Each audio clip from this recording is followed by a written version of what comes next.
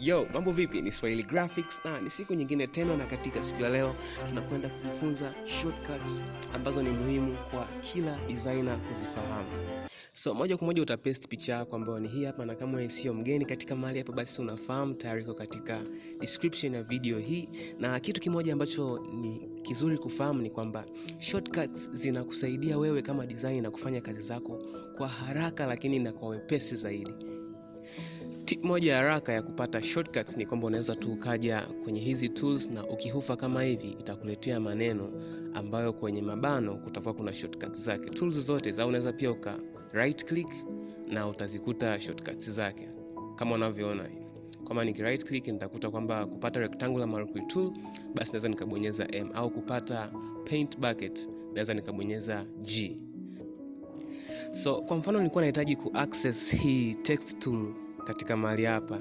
So badala ya mimi kuchukua mouse yangu na kuleta mpaka huko kwa haraka nikiwa katika sehemu hii, ningeweza kubonyeza tu T, na kama unavyoona tayari nimeshapata text tool yangu, na moja kwa moja ningebonyeza tu na kuandika maneno ambayo nilikuwa nahitaji yatokee hapo. So moja kwa moja naweza tu nikabadilisha rangi. Kwa mfano nikachukua hata hii hapa nikaikoleza kidogo kama hivyo, alafu nika commit. Na baada ya commit, ku access move tool yangu, badala mimi kuja mpaka huku hivi na ku access move tool ambayo iko hapa, naweza tu nikabonyeza V wakati nikiwa bado niko huku, na nika click layer yangu na nikaidrag vizuri. Na tekniki nyingine ni kwa mfano hizi tools ambazo ziko mbili mbili, kama unaona hii move tool ziko mbili, lakini pia au hata brush nazo ziko nyingi. Kwa mfano katika brush nikiwa nahitaji kubadilisha kati ya hizi brush, naomba tu focus kwenye hizi shapes hapa. Kwa mfano hapa kuna brush, kuna pen, na tutakuwa tunaziangalia katika sehemu hii hapa. So moja kwa moja nikihitaji kubadilisha kati ya hizi brush, kumbuka shortcut yake ni B, nitabonyeza tu shift na B, na kama unavyoona katika sehemu hii hapa zinabadilika hizo aina za brush kama unavyoona hivyo. So ni technique moja hapo pia ya kufanya kazi zako kwa urahisi kwa kutumia shortcuts. So hiyo ilikuwa tu ni brief tip kuhusu shortcuts ambazo zinatumika lakini zinapatikana kwa urahisi. So moja kwa moja tuende kwenye shortcut yetu ya kwanza katika siku ya leo. Ni kwamba kama wewe ni mgeni katika Photoshop, basi utakuwa unafahamu shida ambayo inatokea tukitumia Ctrl Z. Kama unavyoona inafanya move moja tu.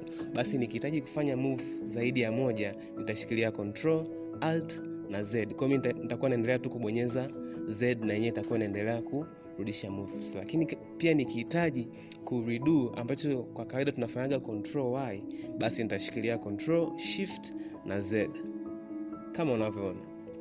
Na moja kwa moja kwenye shortcut yetu ya pili. Shortcut yetu ya pili ni kuhusu ku deselect selection ambayo umefanya. Kwa mfano tumeselect hapa Ctrl A na tukaselect canvas yetu kama unavyoona huku pembeni imeshatokea hiyo alama. Ukihitaji ku deselect basi utashikilia Ctrl yako na D. Na shortcut nyingine ni kuhusu clipping mask. Tumeshazoea, kwa mfano tuna picha yetu, na kama unahitaji hii picha tayari iko kwenye description. Tumeshazoea kwamba kama tunahitaji ku clip tuta right click, alafu utakuja utaitafuta clipping mask iko wapi, alafu ndo uta-clip. Lakini njia rahisi ya kufanya clipping mask, unaweza ukiwa umeselect layer yako ambayo unataka ku-clip, utashikilia Ctrl, Alt na G kama hivyo unavyoona. Tayari imechukua muda mfupi, hatujahitaji kutafuta clipping mask iko wapi, lakini imefanyika kwa urahisi na kwa haraka zaidi.